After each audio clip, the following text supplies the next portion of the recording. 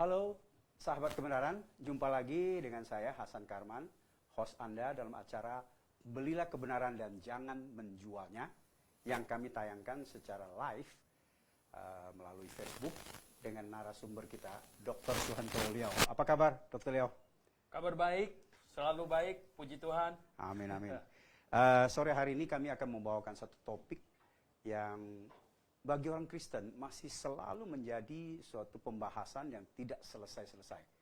Tetapi kami harap Dr. Liao pada sore hari ini dapat menuntaskan penjelasannya kepada Anda, yaitu mengenai apa hubungannya baptisan dengan keselamatan.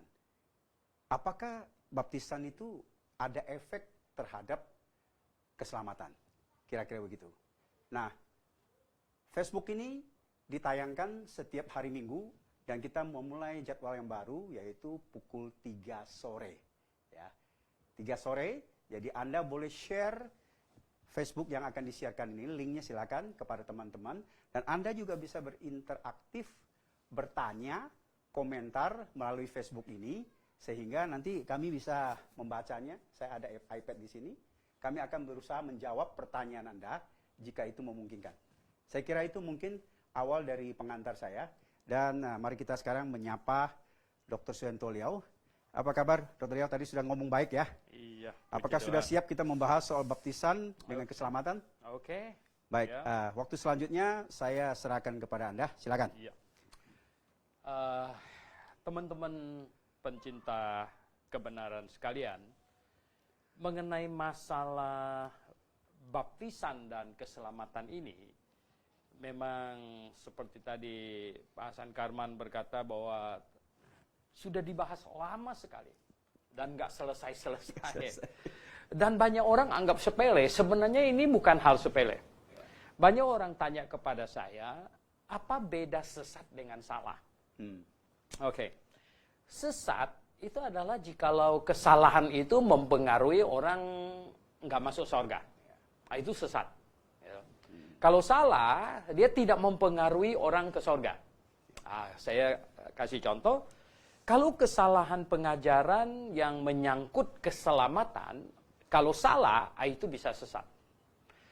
Ya kalau misalnya kita berkata bahwa wanita tidak menjadi gembala, kemudian ada yang mengangkat wanita jadi gembala, ini salah, tapi belum sesat. Nah jadi kita harus dapat membedakan antara sesat dan salah. Nah, mengenai masalah baptisan diperlukan atau tidak untuk masuk surga, ini lebih berat dari itu. Karena kalau diperlukan dan tidak dilakukan pembaptisan, orang itu bisa tidak ke surga. Atau tidak diperlukan dan orang itu dibaptis supaya masuk surga, ini juga fatal. Nah, maka ini harus sangat precise, sangat tepat gitu. Ini bukan topik yang sepele gitu dan yang boleh sembarangan gitu ya. Nah, coba kita lihat Alkitab. Begini. Pertama, ini ayat yang banyak bikin pusing dulu, yaitu yang di Markus pasal 16. Markus pasal 16, ya dikatakan di sini kalau ayat 15 dan 16, Markus pasal 16 ayat 15 dan 16 ada berbunyi demikian. Lalu ia berkata kepada mereka, pergilah ke seluruh dunia, beritakanlah Injil kepada segala makhluk. Siapa yang percaya dan dibaptis akan diselamatkan, tetapi siapa yang tidak percaya akan dihukum. Nah, berdasarkan ayat inilah sebenarnya banyak yang menyimpulkan bahwa, ini kalau untuk masuk surga ini selain percaya, bertobat harus dibaptis. Tetapi kalau kita lihat di Efesus pasal 2, kita lihat Efesus pasal 2 di situ ya. Efesus pasal 2 ayat 8 dan 9 ya, Efesus pasal 2 ayat 8 dan 9 katanya begini. Sebab karena kasih karunia kamu diselamatkan oleh iman, itu bukan hasil usahamu tetapi pemberian Allah. Itu bukan hasil pekerjaanmu. Jangan ada orang yang memegahkan diri. Nah, melalui dua ayat ini sebenarnya wajar sekali kalau timbul pertanyaan. Ini kalau gitu bagaimana ini? Karena kalau menurut Efesus pasal 2, berarti orang diselamatkan hanya karena iman. Ya, karena iman. Nah, sedangkan bagaimana dengan yang tadi kita baca di Markus pasal 16 tadi itu? Percaya dan dibaptis akan selamat. Nah, para sahabat pencinta kebenaran, sebenarnya kita berkata begini. Kalau menafsirkan Alkitab, tidak mensinkronkan dia seluruh ayat yang ada di dalam Alkitab, ini bisa kacau. Karena gini, salah satu syarat menafsir Alkitab dengan benar, salah satunya, itu adalah bahwa semua ayat Alkitab harus sinkron. Tidak boleh ada yang saling bertentangan. Walau satu ayat, begitu. Tidak boleh saling bertentangan. Nah, jadi itu the rule of thumb-nya. Ya, artinya rule bertentangan. Nah, rule yang kedua, artinya begini. Rule yang kedua yang harus dipegang dulu adalah apa? Jikalau di satu bagian Alkitab, hal itu tidak jelas, maka kita perlu cari tahu di bagian lain, gitu. Ada penjelasannya. Sehingga, ini jadi terang. Saya kasih contoh begini. Ada banyak hal yang di Perjanjian Lama secara umum dikatakan. Contoh yang paling simpel sekali adalah ikan yang menelan Yunus itu di kitab Yunus tidak dikatakan ikan apa. Ya, di situ hanya dikatakan ikan besar. Bahasa Ibraninya dak gadol. Nah, orang bertanya-tanya, jadi ikan apa yang menelan Yunus? Ikan besar kan ada banyak. Ikan besar banyak sekali. Tetapi kemudian di Injil Matius pasal 12, ini jadi jelas gitu. Jadi jelas sekali. Karena apa? Di Injil Matius pasal yang ke-12 di ayat 40, yang Tuhan Yesus sendiri yang mengatakan seperti Yunus tinggal di dalam perut ikan 3 hari 3 malam. Nah, ikan di sini yang di Injil Matius ini, Tuhan Yesus pakai bahasa Yunani itu bilang ketos. Nah, ketos ini bahasa Yunani untuk ikan paus. Jadi sekarang kan di dunia ada ketologi. Ketologi itu artinya yang mempelajari ikan paus. Itu ketologi. Jadi gini, apa yang tidak jelas di kitab Yunus menjadi jelas di Injil Matius. Nah, jadi pola ini selalu harus kita perhatikan. Apa yang tidak jelas di satu tempat, di tempat yang lain kita dapatkan ada kejelasannya yang lebih mantap. Nah, jadi ini akhirnya kita lihat di dalam hal masalah keselamatan dan baptisan. Nah, dan saya selalu katakan lagi, satu hal yang perlu diperhatikan adalah selain tadi ini bahwa cocok semua ayat Alkitab, tentu cocok dengan akal sehat. Ya, jadi akal sehat ini harus dipertimbangkan. Karena apa? Ya tentu Alkitab ini harus ditelaah dengan akal sehat gitu. Ya kalau akal nggak sehat ya udah pusing-pusingnya jelas kacau gitu. Nah, akal sehat. Jadi ayat Alkitabnya harus cocok semua satu dengan yang lain. Kalau satu tempat tidak jelas, maka di tempat yang lain pasti ada penjelasannya gitu. Dan kemudian penjelasannya tentu harus dengan akal sehat. Nah, inilah yang Tuhan berikan kepada manusia. Ini. Kalau Tuhan kasih Alkitab kepada kita dan tidak berikan kita akal sehat, ini nggak bisa diapa-apakan gitu, nggak bisa ditelaah. Ya toh? Nah, kalau memberikan kita akal sehat yang bisa berpikir dengan bagus dan tidak ada Alkitab juga tidak bisa bikin apa-apa, nggak bisa ketemu kebenaran. Nah, oleh sebab itu kita cari semuanya di dalam Alkitab. Kemudian kita bandingkan gini. Ya, di dalam Efesus pasal 1 lagi, kita lihat lagi di Efesus pasal 1 ya. Di Efesus pasal 1, ya, kapan Roh Kudus masuk ke dalam hati orang? Ya, kapan seseorang dimeteraikan dengan Roh Kudus? Di Efesus pasal 1 di ayat 13 ada dikatakan demikian. Ya, 13, dan di dalam Dia kamu juga, karena kamu telah mendengar firman kebenaran, yaitu Injil keselamatanmu, di dalam Dia kamu juga, ketika apa? Kamu percaya. Jadi ketika kamu percaya dimeteraikan dengan Roh Kudus yang dijanjikannya itu. Nah, tidak ada sedikit pun di sini menyinggung baptisan. Ya toh? Dan juga yang pasal 2 tadi ayat 8-9 tidak menyinggung sedikit pun tentang baptisan. Nah, kemudian kalau kita lihat Petrus yang berkhotbah lagi, ya Petrus berkhotbah. Ini juga yang banyak dikutip orang di ayat yang ke-38 di situ dikatakan, ya toh. Nah, di ayat yang 38 di situ dengan Petrus berkata kepada mereka, bertobatlah dan hendaklah kamu masing-masing memberi dirimu dibaptis dalam nama Yesus Kristus untuk pengampunan dosamu, maka kamu akan menerima karunia Roh Kudus. Nah, seolah-olah di sini diperlukan apa? Baptisan gitu. Tetapi yang di tempat lain lagi Petrus berkata tidak ada tambah baptisan gitu. Hanya bertobatlah supaya kamu diampuni gitu. Nah, jadi ini bagaimana kan? Oke, kalau gitu kita perlu menarik sebuah kesimpulan. Kesimpulannya begini. Kesimpulan ini harus kita tarik dan satu hal lagi yang kita harus camkan sebelum kesimpulan itu kita buat adalah begini. Jalan keselamatan dari Tuhan, itu bukan hanya mau menyelamatkan orang perjanjian baru. Termasuk menyelamatkan orang perjanjian lama. Artinya gini, sejak Adam dan Hawa jatuh dalam dosa, keselamatan dari Tuhan itu bukan tidak meliputi Adam dan Hawa. Itu berarti keselamatan yang dari Tuhan, itu dari Adam dan Hawa sampai manusia yang terakhir. Nah, jalan keselamatannya yang menyelamatkan manusia yang sudah jatuh dalam dosa, dari Adam sampai manusia terakhir, ini mestinya satu jalan gitu. Dan tidak mungkin 2, 3, 4, 5 jalan. Gitu. Tuhan tidak berkepentingan bikin 2 jalan ke sorga. Apalagi 3, 4, 5, 6. Nah, jadi satu jalan ke sorga. Satu jalan ke sorga itu apa? Sebenarnya Tuhan Yesus sudah menjawabnya. Yohanes pasal 14 ayat 6. Akulah jalan dan kebenaran dan hidup. Tidak ada seorang pun sampai kepada Bapa kalau tidak melalui aku. Jadi Yesus Kristus ini jalan keselamatan.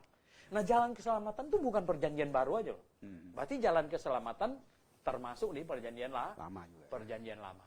Nah, jalan keselamatan perjanjian. Loh, banyak orang berkata begini, lah Adam dan Hawa dan Musa segala macam, Yesus belum lahir, bagaimana hubungannya? Nah, sebenarnya sejak Adam jatuh dalam dosa, Allah sudah janji, Tuhan sudah janji mau kirim juru selamat. Juru selamatnya belum datang. Juru selamat, tapi ini akan datang. Akan datang dan karena gini, dosa tidak dapat dihapuskan dengan cara apapun kecuali dosa itu dihukum. Baru selesai. Nah, itulah sebabnya jalan untuk masuk surga adalah dosa diselesaikan. Nah, dosa diselesaikan dengan penghukuman. Itulah sebabnya langsung Allah janji kirim juru selamat yang akan dihukumkan untuk menggantikan manusia. Nah, jadi gini, sebenarnya keselamatan bagi Adam dan Hawa itu sangat simpel saat itu. Yaitu hanya mengaku diri berdosa dan menyesal, ini namanya bertobat. Dan percaya kepada juru selamat yang akan datang. Masih jauh di depan.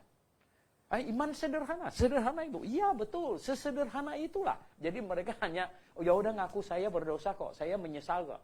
Dan kemudian percaya juru selamat akan datang dan akan dihukumkan menggantikannya. Nah, kemudian Tuhan perintahkan mempersembahkan korban di atas mezbah, memakai umumnya seekor domba. Sebenarnya miskin sekali boleh memakai burung merpati dan tekukur. Yang kaya boleh memakai lembu. Sambil binatang korban itu dipegang kepalanya domba, mengaku salah dan menyesal dan disembelih.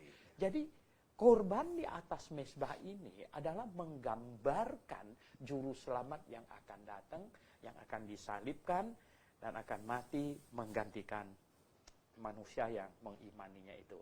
Jadi begini, domba di atas mezbah disembelih. Ini menggambarkan juru selamat yang akan datang. Nah, domba ini tidak menyelamatkan. Sama sekali tidak menyelamatkan. Tidak ada domba yang klaim dia berjasa. Tidak boleh. Domba ini tidak. Domba ini hanyalah sebuah simbol. Simbol bahwa orang itu percaya. Ya, bisa nggak dia mempersembahkan dengan tidak percaya? Bisa.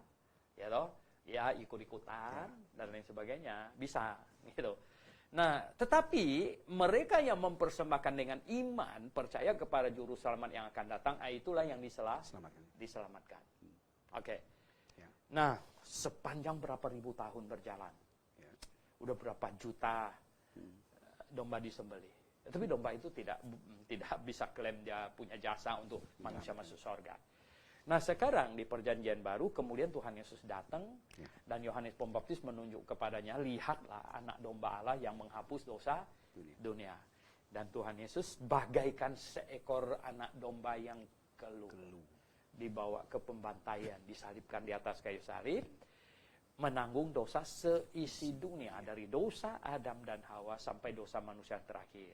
Nah barang siapa yang tadi itu mengaku salah dan percaya kepadanya, percaya bahwa dia akan, kalau orang perjanjian lama itu akan dihukumkan menggantikannya untuk menanggung semua dosanya, maka dosanya dihitung selesai. Ya. Nah di perjanjian baru setiap orang yang mengaku dosa, menyesal dan percaya kepada juru selamat yang sudah menanggung semua dosanya, menggantikannya dihukum, nah dosanya dihitung selesai.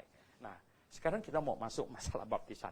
Di perjanjian lama Tuhan menaruh domba di atas mezbah, disembelih sebagai simbolnya. Nah di perjanjian baru ada dua yang Tuhan suruh, yaitu baptisan yang menggambarkan mati bersama Kristus, kemudian bangkit bersama Kristus, kemudian roti dan anggur. Dua ini. Ya. Jadi gini, ini dua upacara yang Tuhan suruh untuk mensimbolkan apa? Mensimbolkan Injil yang menyelamatkan. Jadi memberi dibaptis ya persis sama dengan perjanjian lama, membawa domba sembelih di atas mezbah. Ya, ini barang yang persis sama. Cuman satu perjanjian baru itu mengingatkan orang zaman itu untuk juru selamat yang akan datang. Sedangkan baptisan sebenarnya mengingatkan kepada juru selamat yang sudah datang. Nah, jadi gini. Sebagaimana tidak ada satu ekor domba pun berjasa membawa orang ke surga, demikian juga baptisan. Tidak ada satu baptisan pun yang membuat orang masuk surga. Ya, tidak ada. Tidak ada. Nah, lalu mengapa ada ayat seperti yang kita baca, percaya dan dibaptis akan selamat? Ya karena begini, karena baptisan mirip dengan domba. Kalau orang perjanjian lama percaya, kalau dia ngomong aja, oh percaya, saya juga percaya, tapi dia nggak mau melakukan ini korban domba itu, ngapanya yang percaya? Ya toh, kan tidak ada simbolnya gitu. Sama dengan di perjanjian baru, kalau kamu percaya, maka memberi diri dibaptis. Iya benar, gitu. Sangat benar gitu. Ya toh, itulah tandanya kamu percaya. Tapi itu tanda percaya, tandanya tidak diselamatkan oleh tanda gitu. Tapi tanda itu perlu nggak? Tanda itu perlu untuk visualisasi, untuk orang melihat. Tanda itu perlu untuk kesaksian gitu loh. Nah, orang perjanjian lama, ketika Nuh setelah 11 bulan terkatung-katung dan kapalnya mendarat di Gunung Ararat, kemudian Nuh keluar dari kapalnya. Hal nomor satu yang pertama kali Nuh lakukan itu apa? Membangun sebuah mezbah dan mempersembahkan seekor binatang korban. Ini tanda imannya. Tapi domba itu nggak menyelamatkannya. Gitu. Nah sama dengan semua orang yang Tuhan Yesus suruh dia, pergilah beritakan Injil, barang siapa yang percaya dan dibaptis. Artinya apa? Dia percaya dan dia memperlihatkan tanda dia percaya dibaptis gitu. Nah, tetapi baptisan itu sendiri tidak menyelamatkan. Jadi iman tanpa dinyatakan ya sama juga seperti bohong gitu. Tetapi misalnya kalau dia tidak ada kesempatan untuk menyatakan salah satu contoh yang sebenarnya Tuhan Yesus sudah paparkan, yaitu penjahat yang di sampingnya. Kan tentu mustahil lagi suruh turun untuk dibaptis. Dan banyak orang misalnya yang sedang sekarat di rumah sakit baru bertobat, kan tidak ada guna lagi kita bawa dia keluar dibaptis lagi gitu. Tidak bisa gitu. Nah, jadi gini, tidak ada baptisan yang diperlukan untuk orang masuk surga. Tetapi ketika kalau kamu percaya dalam keadaan sehat walafiat seperti begini, ya untuk memperlihatkan kamu percaya, ya tentu harus dibaptis. Nah, ini harus sangat clear gitu. Terlebih lagi yang tadi kita baca itu Efesus pasal 2 ayat 8 dan 9, kan di situ sudah sangat jelas sekali dikatakan apa katanya. Dikatakan di sini karena kasih karunia kamu diselamatkan oleh iman. Itu bukan hasil usahamu tetapi pemberian. Itu bukan hasil pekerjaanmu, jangan ada orang. Jadi gini, baptisan itu pekerjaan. Ya, sembeli domba segala macam, bikin mesbah juga pekerjaan. Lah, bagaimana mungkin ini pekerjaan diperlukan, ya pekerjaan dari seorang pendeta kalau sekarang bilang atau gembala ya toh diperlukan untuk orang itu supaya bisa masuk surga. Walah, ini nggak ada di Alkitab, tidak ada katakan demikian. Jadi jangan bikin Alkitab kacau balau. Kemudian lagi gini, secara akal sehat. Secara akal sehat, bagaimana mungkin diperlukan pertolongan seorang pendeta baru seseorang itu bisa masuk surga? Ya kan? Nah, orang sekarang lagi, misalnya satu orang, saya ini orang Kristen ya, Pak Hasan belum percaya Tuhan Yesus, saya sudah percaya. Kita kerja di hutan, kerja kayu atau apa, kemudian saya nginjilin, saya nginjilin, wah Pak Hasan ya bertobat percaya Tuhan Yesus, ya enggak? Sementara kita belum ada waktu ke kota ini, ya enggak? Masih mau perlu selesaikan pekerjaan sebulan, ya toh. Nah 2 minggu kemudian meninggal gitu. Mana mungkin toh, ya toh. Nah ini kan tidak masuk akal sama sekali, tidak masuk akal. Nah persoalannya ya adalah apa dong? Ini biasanya gereja-gereja yang sudah melakukan kesalahannya terlebih dahulu, yaitu apa? Membaptis bayi misalnya. Ya karena mereka mau mempertahankan tujuan dia membaptis bayi ini apa gitu loh. Nah maka mereka membela-bela atau malah begini, salah tambah salah dan tambah salah lagi gitu. Ya kan, karena dia sebenarnya tidak harus bayi itu dibaptis karena tidak diperlukan gitu. Tetapi mereka sudah terlanjur gerejanya, tradisinya membaptis bayi, akhirnya dia bela-bela bahwa masuk surga diperlukan baptisan. Masuk surga diperlukan baptisan. Ini agak konyol. Secara akal sehatnya begini, dibaptis umur berapa? Sebulan. Nah kalau 1 minggu dia mati bagaimana? Ya kan ini sudah nggak masuk akal lagi gitu. Nah ini akan kacau-kacau semuanya ya. Dan lagi misalnya gini, saya katakan tempo hari ada satu ibu telepon saya marah-marah dari Manado, tetapi dia sudah meninggal ya. Dia meninggal tapi dia akhirnya sudah ngerti kebenaran. Nah, dia marah-marah saya bilang, ibu, saya bilang, kalau diperlukan baptisan untuk masuk surga, saya bilang, selain tidak ada ayatnya yang mendukung itu tidak masuk akal. Mengapa? Karena begini saya bilang, misalnya ada satu bapak, dia bertobat percaya Tuhan Yesus. Dia datang kepada gembalanya. Pak Gembala, saya minta dibaptis ini. Dia bilang, saya sudah bertobat sungguh-sungguh, sudah percaya. Gembalanya bilang apa? Lah, saya sudah terlanjur beli tiket ini. Mau ke Jakarta. Berapa lama Pak Pendeta? 3 minggu. Oke, nanti pulang saya baptis ya. Sementara gembalanya 3 minggu di Jakarta, dia baru 1 minggu, dia out dia. Dia mati. Dia pergi kemana kalau sudah begini ini? Ya, oke lah saya bilang. Saya kasih contoh kedua lagi. Ada anak muda nih. Hari Minggu misalnya ada KKR. Dia maju ke depan nangis. Orang-orang bertobat percaya Tuhan Yesus. Dia bilang gembalanya, saya minta dibaptis. Oke, Pak Gembalanya, minggu depan kau dibaptis ya. Malam Minggu dia ngebet naik motor. Nggak pakai helm. Tabrakan mati. Saya bilang, ini dia kemana ini? Nah, jadi tidak masuk akal. Ya, tidak masuk akal.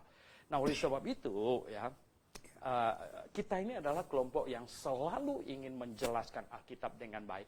Tidak bermaksud untuk memusuhi siapapun. Ya. Tidak bermaksud untuk menjelekkan gereja manapun. Hanya bermaksud, bertujuan supaya kebenaran diluruskan, ditegakkan. Sebab apa? Ini sangat bahaya. Sangat bahaya kenapa? Seperti dia bilang, kalau memang diperlukan baptisan dan kita tidak melakukan, ini kan fatal. Dan kalau memang tidak perlu baptisan dan kita lakukan, maksa supaya itu juga fatal gitu. Bikin aturan sendiri. Iya, jadi tidak sesuai dengan Alkitab. Makanya saya bilang, banyak gereja menjerumuskan orang ke neraka. Kenapa? Coba bayangkan. Dulu saya pernah diajak besuk seorang ibu dokter ya, di rumah sakit MMC di sana. Ini kanker payudara terminate. Saya sampai di samping tempat tidurnya, saya tanya, ibu tahu sakitnya? Tahu Pak Pendeta. Dia bilang, saya bilang, ibu masih bisa bertahan berapa lama? Dia bilang, 3 minggu Pak, kurang lebih. Ya saya akan out katanya. Wah, 2 atau 3 minggu gitu. Terus apa? Saya bilang, ibu sudah siap belum? Sudah, saya sudah siap. Saya tanya, boleh saya tahu nggak alasannya siap? Kan saya sudah dibaptis oleh pendeta yang sangat terkenal katanya. Lah, saya dengar begitu. Dia mau masuk surga mengandalkan baptisan pendeta yang sangat terkenal. Waduh, salah percaya. Salah iman ini. Salah iman. Oh ya, salah iman jelas. Nah, saya waktu itu kaget sekali dan saya bilang, Ibu, ya menurut yang saya tahu dari Alkitab, itu bukan alasan masuk surga yang sesuai dengan Alkitab. Boleh saya jelaskan, Ibu? Oh, dia nggak mau dijelaskan. Karena dia pegang ini, teguh ini. Pendeta yang membaptiskan dia mungkin sangat meyakinkan dia bahwa kamu pasti masuk surga. Karena saya sudah baptis kamu. Oh, ini celaka. Akhirnya dia check out. Oh ya, check out ya. Dengan iman yang keliru, salah. Yang keliru. Nah, inilah makanya. Saya kira mungkin cukup, Dr. Liao ya, penjelasan cukup. ini. Kita sudah memakan kurang lebih 25 menit dengan topik yang sebenarnya sangat berat ya. Dan di Facebook ini juga sudah ada yang interaktif. Ada 2 pertanyaan yang muncul sebenarnya. Kalau kita simak baik-baik, sebenarnya ini sudah dijelaskan ya. Tapi nggak apa-apa. Saya mungkin minta Dr. Liao mempertegas saja. Ini dari Imade Sulandinata. Bagaimana hubungan antara pengorbanan domba di perjanjian lama dengan perjamuan Tuhan di perjanjian baru. Jadi apa hubungan korban domba di PL dengan perjamuan Tuhan di PB?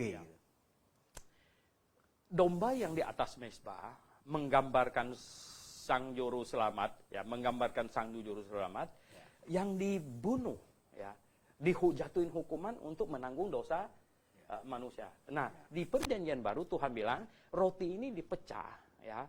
Itu persis menggambarkan badannya yang dicabik-cabik dan anggur yang tertuang menggambarkan darahnya. Jadi ini yang satu ke depan, yang satu ke belakang, begitu. Baik, Dr. kita break sebentar karena ada iklan yang akan kita tayang sebentar. Jangan kemana-mana, pemirsa. Kita akan kembali lagi.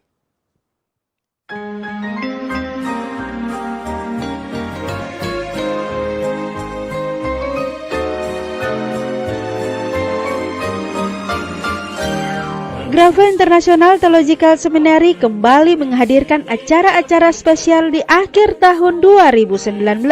Pada tanggal 9 November, seminar tentang keluarga oleh Dr. Liao. Pada tanggal 18 sampai 23 November akan ada Kongres Kristen Fundamentalis, akan hadir kurang lebih 60 hamba Tuhan se-Indonesia dalam acara ini. Dan pada tanggal 8 Desember pukul 14 waktu Indonesia Barat, seminar tentang kelahiran dan kematian Yesus Kristus. Yang menjadi pertanyaan, apakah benar Yesus Kristus lahir di bulan Desember? Atau Yesus Kristus mati pada hari Jumat? Pada tanggal 23 sampai 27 Desember akan ada acara blok kelas 3 doktrin dasar, yaitu doktrin keselamatan, doktrin gereja, dan doktrin Alkitab. Tahukah Anda, akhir-akhir ini banyak orang Kristen yang tidak mau mencari kebenaran Alkitab yang sesungguhnya. Ujilah pengajaran Anda apakah sesuai dengan Alkitab. Jikalau Anda ragu dengan pengajaran Anda, Dr. Liao bersedia menjelaskan kepada Anda dari penciptaan, tampilnya Yohanes Pembaptis, hari pengangkatan, masa penganiayaan orang Yahudi, kerajaan 1000 tahun, pengadilan aras putih, hingga masuk ke kekekalan. Jangan lewatkan acara ini, tandai kalender Anda atau tetap stay tune di Facebook Gebiya Grafe setiap hari Minggu pukul 15 sampai 16 waktu Indonesia Barat. 1 jam bersama Dr. Liao dalam acara Belilah Kebenaran dan Jangan Menjualnya. Anda bertanya, Dr. Liao menjawab. Untuk informasi hubungi 021 6471 4156 atau di 0813 1586 3518. Langsung dari Studio 1 Grafe International Theological Seminary. Tuhan Yesus menyertai dan Maranatha. Sahabat kebenaran, kami kembali lagi dan silakan Anda share Facebook ini kepada teman-teman kita untuk mengetahui kebenaran. Belilah kebenaran dan jangan menjualnya. Kita kembali kepada Dr. Liao. Hari ini kita membawa topik mengenai apa kontribusi baptisan atau apakah baptisan itu menyelamatkan. Baik, Dr. Liao, ini adalah suatu pertanyaan sebelum kita lanjut kepada penanya ya di Facebook ini. Ada banyak pertanyaan dari pengalaman kita yang mengatakan penjelasan Dr. Suhanto Liao ini mengenai baptisan ini tidak menyelamatkan. Ya, kalau ya, jika baptisan ini bukan untuk keselamatan, lalu dia untuk apa? Begitu banyak gereja menganggap ini penting. Bahkan menganggap ini semacam ritual, ya. Lalu bagaimana kita menjelaskannya atau nggak usah aja gitu? Ya.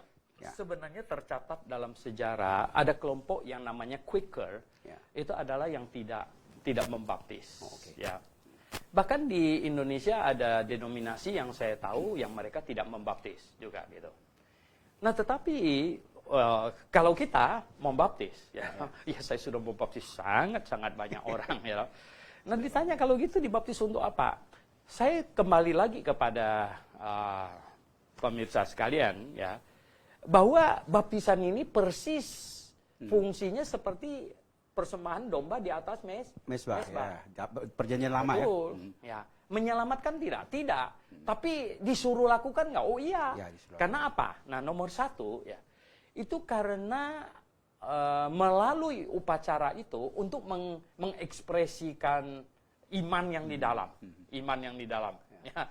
Jadi itu sebuah tanda pertobatan. Orangnya bertobat dan percaya kepada Tuhan. Apa tandanya? Nah, di perjanjian lama, ya lakukan itu. Ya, lakukan itu. Yaitu ambil seekor domba, taruh di atas mezbah, sambil mengaku salah, dan domba itu kemudian disembelih. Karena itu perintah, ya? Karena itu perintah.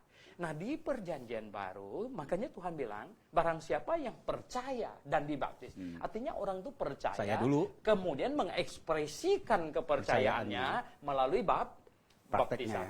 Ya. Jadi simbolnya. Simbol prakteknya. Jadi disitulah signifikansinya. Iya, jadi tetap kita harus melakukan karena ini diperintahkan oleh Tuhan, gitu. Kemudian yang kedua, kita lihat ya, baptisan diperintahkan di situ untuk menjadi murid. Ya.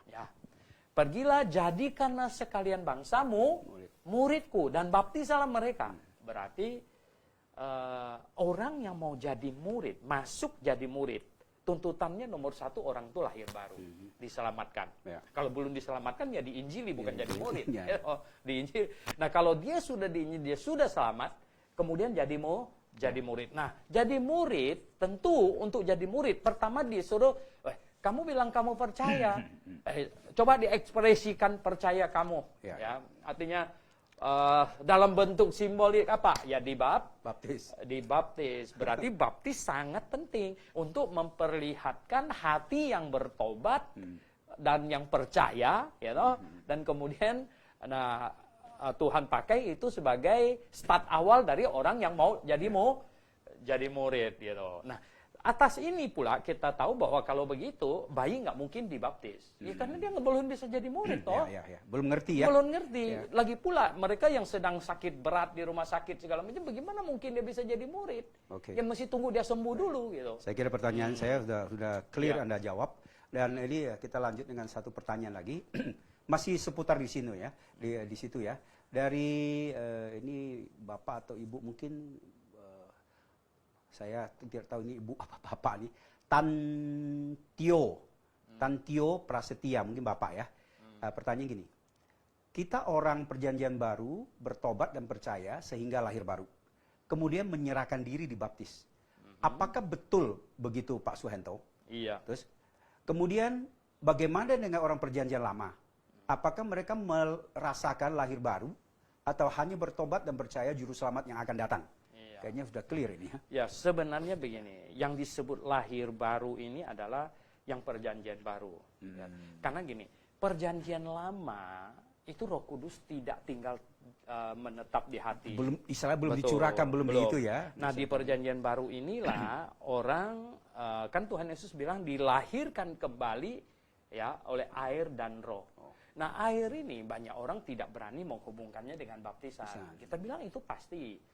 Ya, karena apa? Ketika Tuhan Yesus omong itu sama Nikodemus di Yohanes pasal 3, itu memang aktivitas membaptis di Sungai Yordan sedang berlangsung oleh Yohanes. Membaptis, gitu. Tetapi persoalannya sekarang bukan baptisan itu, tetapi insight dari baptisan itu. Banyak hal di dalamnya. Nah, maksudnya orang itu bertobat dan percaya itu kemudian memberi diri dibaptis. Nah, yang bertobat percayanya itu ini kan apa?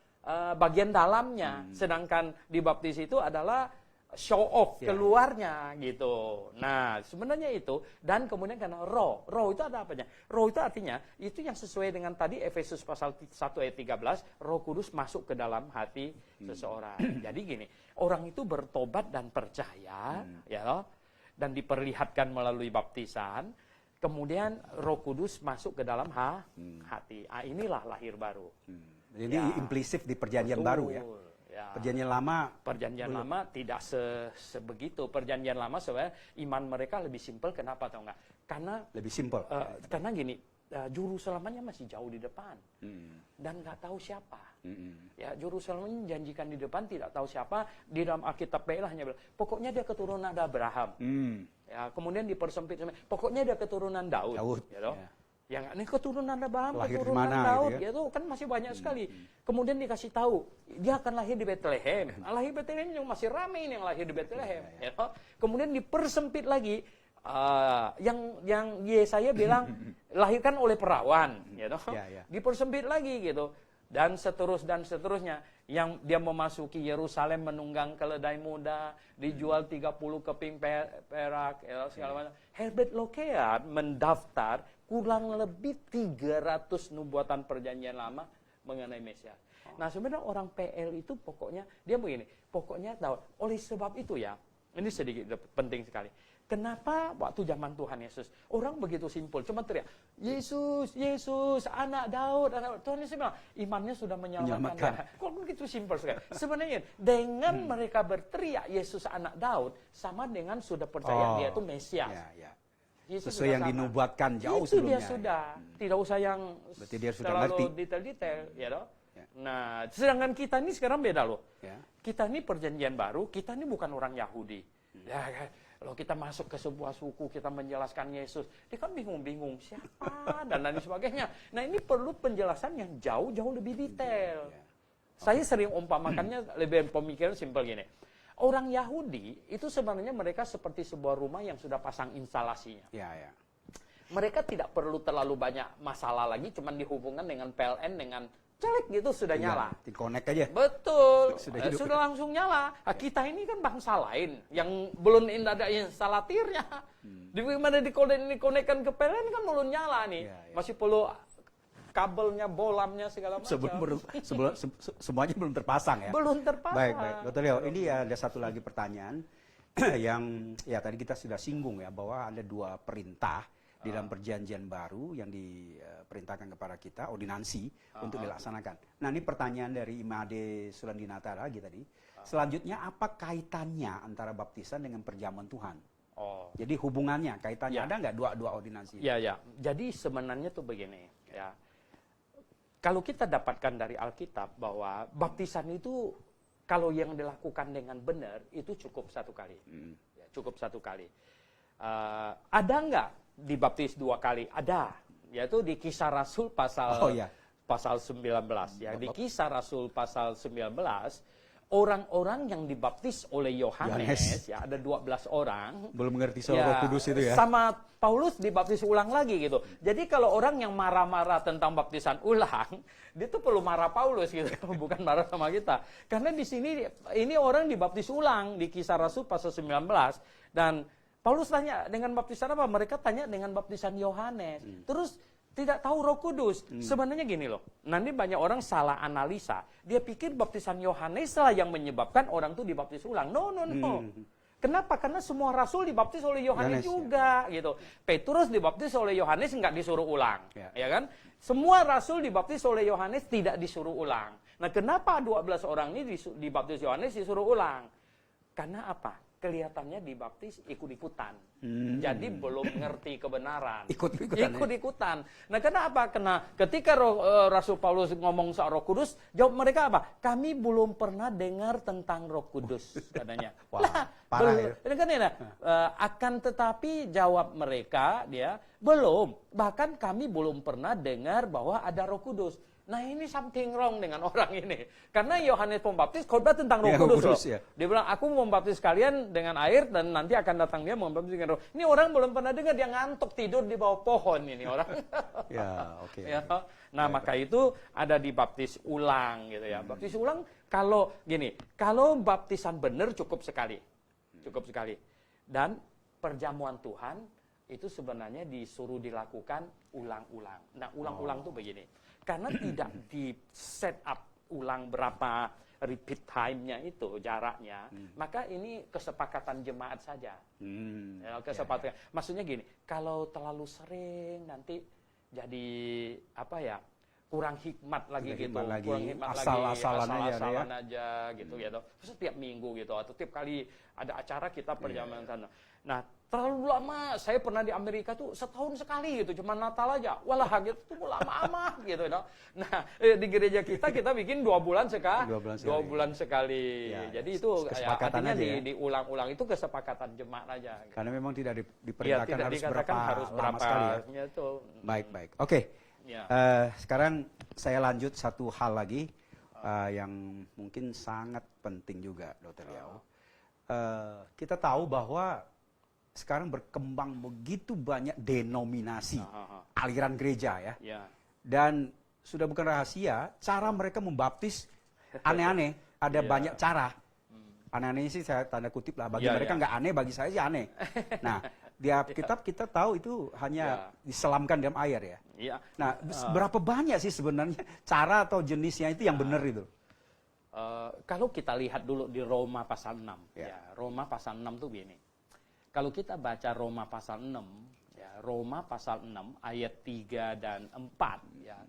Roma pasal 6 ayat 3 dan 4, atau tidak tahukah kamu bahwa kita semua yang telah dibaptis dalam Kristus telah dibaptis dalam kematiannya. Dengan demikian kita telah dikuburkan bersama-sama dengan Dia oleh baptisan dalam kematian, supaya sama seperti Kristus telah dibangkitkan dari antara orang mati oleh kemuliaan Bapa, demikian juga kita akan hidup dalam hidup yang baru. Jadi gini, di sini Rasul Paulus kasih gambaran kepada jemaat Roma bahwa baptisan itu adalah menggambarkan mati dan dikuburkan bersama Kristus, dengan iman nanti akan bangkit bersama Kristus. Dan kita tahu bahwa Yohanes Pembaptis membaptis orang di Sungai Yordan. Dan kemudian murid-murid Tuhan Yesus juga membaptis orang di Sungai Yordan. Nah, berarti ini diperlukan air yang cukup. Ya kalau misalnya hanya diperlukan semangkok air, wah itu di mana saja bisa dapat. Ya loh, kenapa masih ke Sungai Yordan? Nah, karena di Sungai Yordan airnya cukup, ya. Sida-sida itu juga kepada Filipus bilang, lihatlah di sini ada airnya. Apa halangannya bagi aku dibaptis? Kan berarti airnya cukup. Makanya mati dikuburkan bersama Kristus, berarti masuk ke dalam dengan iman nanti ini akan bangkit bersama Kristus. Jadi yang benar itu harus masuk ke dalam air, kemudian ditarik bangun. Nah, mengenai airnya masih di Sungai Yordan, ini nggak benar. Ya, kenapa nggak benar? Karena gini, Paulus sendiri nggak dibaptis di Sungai Yordan. Paulus dibaptis di kota Damsyik. Jadi bukan mensakralkan lokasi atau tempat sesuatu. Pentingnya ada air yang cukup untuk menguburkannya. Orang Korintus jelas dibaptis di Korintus. Ya. Orang Efesus dibaptis di Efesus. Mereka tidak pergi ke Sungai Yordan, padahal nggak terlalu jauh sih. Termasuk juga orang Sida-sida yang dalam perjalanan dengan Filipus itu. Oh, itu sudah nggak ada Sungai Yordan lagi. Nggak, seandainya memang nggak ada air itu di dalam kereta kan dia pasti bawa air minum ya. Betul. Dia bawa air minum ya, boleh nggak? Betul, nggak bisa. Ternyata tidak, ya kan? Ternyata sampai di tempat yang ada airnya. Berarti dia ngerti. Nah, berarti ini harus masuk ke dalam air. Gitu. Tidak harus di Sungai Yordan, gitu. Di mana saja.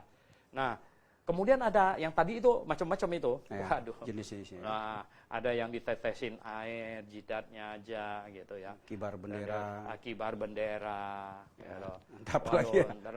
Nah, ini ya. Nah, kalau kita lihat ya, sebenarnya tuh begini.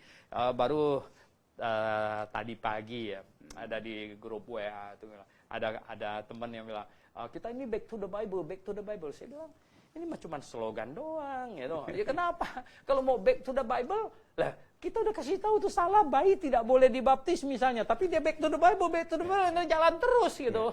Baptis bayinya jalan terus gitu. Tapi mau back to the Bible gimana? Saya bilang, we are already standing on the Bible.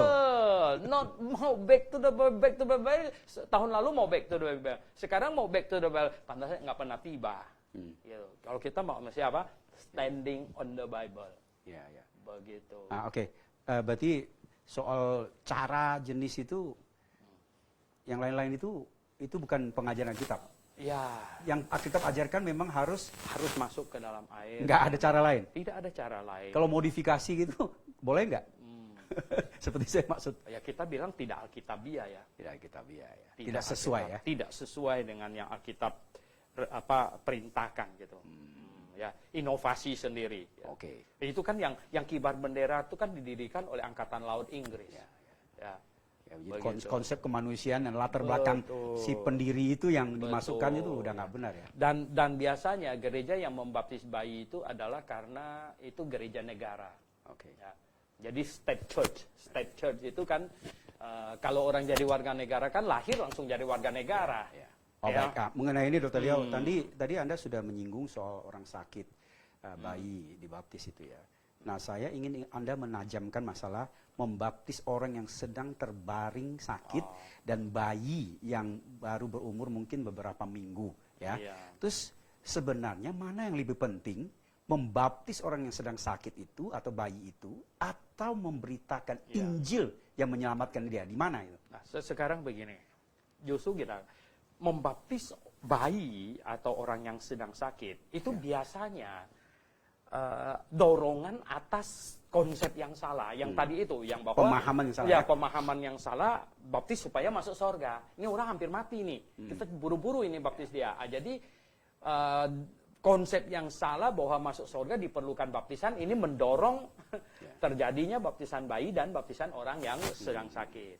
Nah, kemudian sedangkan yang tadi itu model itu yang harus masuk ke dalam air, sebenarnya baptizo itu tidak ada arti lain, itu masuk ke dalam air. Dalam bahasa Yunani asli. Bahasa Yunani. Maka itu gereja Yunani ya, sekalipun mereka salah membaptis bayi, tapi bayinya yang dimasukkan dalam air loh. Iya. Ya, saya lihat di Baskom langsung. Betul. Jadi walaupun mereka salah dalam hal bayi kok dibaptis, dia karena state church tadi, state church. Tapi bayinya benar-benar dimasukkan dalam air. Saya kan ketemu orang Yunani. Saya tanya bagaimana? What's your language mean with baptizo? Oh, dia bilang, it's only one. Put into the water, dia bilang. Ya, masukkan dalam air katanya. Lah, begitu. Nah, saya nggak mau lanjutin lagi kenapa lu orang baptis bayi gitu kan. Saya pikir ya udahlah ya. Saya pertanyaan ini ke dia, harusnya dia sudah paham ya. Masukkan. Tetapi masalahnya kan ini, mereka udah benar masukkan dalam air. Tapi bayinya itu ya masih kecil kan. Subjeknya salah. Betul, subjeknya. Nah, kita berpikir begini, karena baptizo itu sendiri artinya masuk ke dalam air. Kalau ditetesin air saja, bahasa Yunaninya itu rantiso. Rantis. Jadi begini, teman-teman kita ada di sebagian gereja ditetesin air, itu belum dibaptis. Hanya Rantis. dirantis. Bahasa Yunani juga Bahasa ya. Yunaninya. Jadi belum dibaptis, mereka hanya sudah dirantis. Tetes ya. Tetesin. Gitu. Atau kaitannya soal apa yang tadi saya tanya itu, lebih bagus dia laksanakan praktek baptisan ini atau beritakan Injil gitu loh maksudnya. Oh, begini. Ya, maksudnya kepada yang kalau sedang cukup sakit. Pemberitaan Injil sudah cukup ya. Ya itu dia. Jadi kita kan, ini orang sedang sakit nih di rumah sakit ini. Kita datang. Apa yang paling utama? Beritakan Injil yang benar. Ya, mudah-mudahan dia masih siuman dan bisa mengerti dan dia bertobat. Dan tidak perlu dibaptis, kondisinya mirip dengan penjahat yang disalib di samping Tuhan Kristus Yesus ya. itu. Dia tidak perlu dibaptis. Biasanya gini, lalu dia kan ini, sebelumnya mungkin dia pernah dengar konsep-konsep, tolong dong kalau gitu baptis saya. Berarti dia ada salah paham. Ya. Ya, dia ada salah paham. Kita jelasnya, Bapak atau Ibu tidak memerlukan baptisan. Cukup dengan iman yang benar untuk masuk surga. Yang lebih kacau lagi biasanya keluarganya yang desak-desak supaya baptiskan. Berarti keluarganya juga ini ada salah konsep. Seringkali begitu ya. Nah, pendeta kadang-kadang kalau yang tidak sangat mengerti, pendirian tidak teguh ya, goyang-goyang ya toh, bisa back off itu. Ya, digoyang-goyang gitu. Oke, mungkin yang terakhir sekarang sebelum kita closing ya. Jadi baptisan ini hanya simbol. Simbol saja. Ya. Terus korban domba di perjanjian lama juga simbol. Simbol. Ya, mensimbolkan juru selamat yang akan datang, mati, dihukumkan, menggantikan manusia. Sedangkan sedangkan baptisan mensimbolkan juru selamat yang sudah mati dan kita sekarang menghayati mati bersama dia, dikuburkan dan akan bangkit. Simple. Saya kira itu sudah cukup ya. Oke, Dr. Liao, sebelum kita tutup, mungkin ada lagi yang perlu Anda tegaskan di dalam topik kita hari ini. Ada pertanyaan Pak Marpaung ya. Mana? Coba. Ini itu tuh di layar. Oh, di sini saya nggak lihat. Oh, oke. Ya, Pak Marpaung bertanya mengenai baptisan Yohanes untuk pertobatan ya. Apa BPTSN itu apa? Baptisan itu. Oh, baptisan Yesus untuk pengampunan. Ya, Bapak bisa lihat Iya di dong. layar ya. Disingkat karena. Ya, ya. Oke, gimana tuh? Kelihatannya gini. Yang kan dikatakan di situ, ini kelihatannya mengutip yang Kisah Rasul 2 ini, ya Kisah Rasul 2 ya, yang 38 ya toh. Bertobatlah dan hendaklah kamu masing-masing memberi dirimu dibaptis dalam nama Yesus Kristus untuk pengampunan dosamu, maka kamu akan menerima karunia Roh Kudus. Jadi sebenarnya baptisan Yohanes Pembaptis, banyak orang kan bertanya, Yohanes Pembaptis itu baptis atas nama siapa? Ya, jelas Yohanes diutus oleh Allah Yehova. Maka dia membaptis ya atas nama Allah Yehova gitu. Membaptis orang-orang yang bertobat dan percaya kepada Mesias yang dia beritakan gitu loh. Jadi banyak orang tidak paham sebenarnya Yohanes itu memberitakan siapa? Memberitakan Yesus. Ya loh, Yohanes memberitakan Yesus, ya loh. Jadi ini makanya akhirnya kan murid-muridnya semuanya pergi ikut Yesus gitu. Dan Yohanes tidak marah ketika muridnya semuanya berpindah dari dia ikut Yesus. Malah dibilang aku harus makin berkurang, dia harus makin bertambah. Jadi Yohanes memberitakan Yesus. Jadi orang-orang yang dibaptis atas pengertian bertobat dan percaya kepada Yesus tidak usah dibaptis ulang lagi. Antara lainnya rasul-rasul semuanya itu. Sedangkan yang 12 itu yang kita temukan di Kisah Rasul pasal 19. Nah, itu yang tidak ngerti. Nah, jadi tidak ngerti. Sebenarnya baptisan Yohanes Pembaptis dengan baptisan Tuhan Yesus, artinya murid-murid Tuhan Yesus. Tuhan Yesus sendiri tidak pernah baptis loh. Murid-muridnya. Jadi baptisan Yohanes Pembaptis dengan baptisan yang dilaksanakan oleh rasul-rasul semuanya itu satu paket. Ya, banyak orang yang sengaja mau memisah. No. Ya, Matias yang menggantikan Yudas itu syaratnya adalah ikut sejak baptisan Yohanes. Jadi baptisan Yohanes dengan baptisan yang Tuhan Yesus perintahkan itu persis sama. Yang Yohanes itu diperintahkan oleh Allah Yehova, ya sama lah Tuhan Yesus. No? Nah, sedangkan yang rasul-rasul pergilah jadikan sekalian bangsa muridku juga Tuhan Yesus yang perintahkan. Jadi di situ kaitannya soal baptisan yang di baptisan Yohanes yang ditanyakan Pak Marpaung tadi. Ya, berarti baptisan Yohanes sama baptisan Tuhan Yesus kita bilang itu barang yang sama. Satu paket gitu. Jadi tidak dipisah-pisahkan. Karena yang disimbolkan sama. Makna sama, simbolnya sama ya. Dan iman juga disuruh beriman kepada Yesus gitu. Nah, cuman ada sebagian orang yang mau misah-misahkannya jadi kacau balau gitu. Oke. Kacau balau itu gini, loh kenapa rasul-rasul tidak dibaptis ulang kalau memang beda? Ya kan? Nggak bisa. Rasul-rasul semua dibaptis oleh Yohanes. Ya kalau beda tidak nyambung, mestinya mereka diulang. Artinya kalau baptisannya sudah benar, imannya sudah benar, itu sudah oke. Sudah oke. Kecuali kalau ada yang salah di dalam mengimani baptisan yang kacau itu, yang 12 orang itu. Sama dengan juga cara gereja-gereja sekarang atau orang Kristen yang sudah pernah dibaptis di gereja lain, tetapi dia nggak ngerti-ngerti ini. Ketika dia ngerti, dia menyerahkan diri untuk dibaptis ulang lagi, itu oke. Itu oke, karena itu persis ya. Itu yang benar ya. Itunya tadinya dia tidak mengerti apa ikut-ikutan gitu. Yang di Kisah Para Rasul ini sudah mencontohkan. Sebenarnya. Oke, saya kira udah cukup lah, Dr. Leo ya. 1 jam tak terasa kita sudah selesai. Sekarang saya minta closing statement untuk pesan kepada pemirsa kita sebelum kita tutup ya. Jadi pemirsa yang saya kasih dalam Tuhan Yesus Kristus ya, mengenai baptisan ini harus cermat, harus hati-hati. Ya. Alkitab dengan jelas berkata bahwa keselamatan itu hanyalah oleh iman, tidak boleh ditambahkan dengan usaha manusia dalam bentuk apapun juga. Dan baptisan ini juga bentuk pekerjaan manusia. Ya, pekerjaan manusia itu tidak. Nah, jadi baptisan sebenarnya persis sama dengan domba di atas mezbah di Perjanjian Lama. Nah, tidak ada seekor domba pun yang membuat orang masuk surga. Demikian juga tidak ada satu baptisan pun yang menghantar orang masuk surga. Ini harus sangat-sangat clear. Ya, sangat-sangat clear. Nah, dengan pemahaman yang clear ini baru hal-hal yang lain bisa semakin ditata dengan rapi, dengan baik. Saya kira cukup ya. Baik pemirsa dan sahabat kebenaran, Jika masih ada pertanyaan Anda yang belum muncul di Facebook atau belum dijawab, kami mohon maaf karena kita terbatas 1 jam.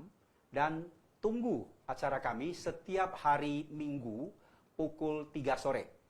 Hari Minggu jam 3 sore setiap minggu, silakan Anda tune in dan buka Facebook Anda untuk menyimak berbagai topik mengenai doktrinal yang sangat Anda butuhkan.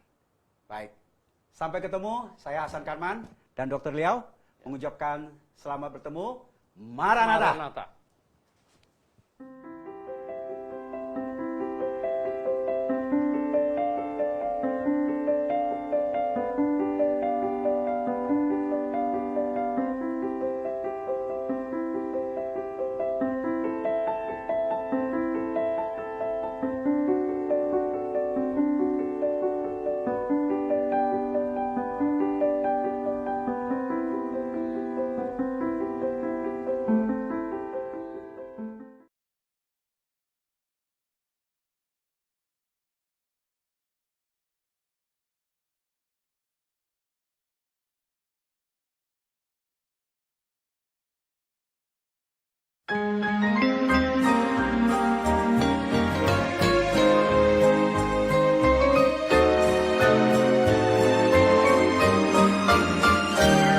Grafe International Theological Seminary kembali menghadirkan acara-acara spesial di akhir tahun 2019. Pada tanggal 9 November, seminar tentang keluarga oleh Dr. Liao. Pada tanggal 18 sampai 23 November akan ada Kongres Kristen Fundamentalis, akan hadir kurang lebih 60 hamba Tuhan se-Indonesia dalam acara ini. Dan pada tanggal 8 Desember pukul 14 Seminari kembali menghadirkan acara kelahiran dan kematian Yesus Kristus. Yang menjadi pertanyaan, apakah benar Yesus Kristus lahir di bulan Desember? Atau Yesus Kristus mati pada hari Jumat? Pada tanggal 23 sampai 27 Desember akan ada acara blok kelas 3 doktrin dasar, yaitu doktrin keselamatan, doktrin gereja, dan doktrin Alkitab. Tahukah Anda, akhir-akhir ini banyak orang Kristen yang tidak mau mencari kebenaran Alkitab yang sesungguhnya. Ujilah pengajaran Anda apakah sesuai dengan Alkitab. Jikalau Anda ragu dengan pengajaran Anda, Dr. Liao bersedia menjelaskan kepada Anda dari penciptaan, tampilnya Yohanes Pembaptis, hari pengangkatan, masa penganiayaan orang Yahudi, kerajaan 1000 tahun, pengadilan aras putih, hingga masuk ke kekekalan. Jangan lewatkan acara ini, tandai kalender Anda atau tetap stay tune di Facebook GBI Grafe setiap hari Minggu pukul 15 sampai 16 waktu Indonesia Barat. 1 jam bersama Dr. Liao dalam acara Belilah Kebenaran dan Jangan Menjualnya. Anda bertanya, Dr. Liao menjawab. Untuk informasi hubungi 021 6471 4156 atau di 0813 1586 3518. Langsung dari Studio 1 Grafe International Theological Seminary. Tuhan Yesus menyertai dan Maranatha.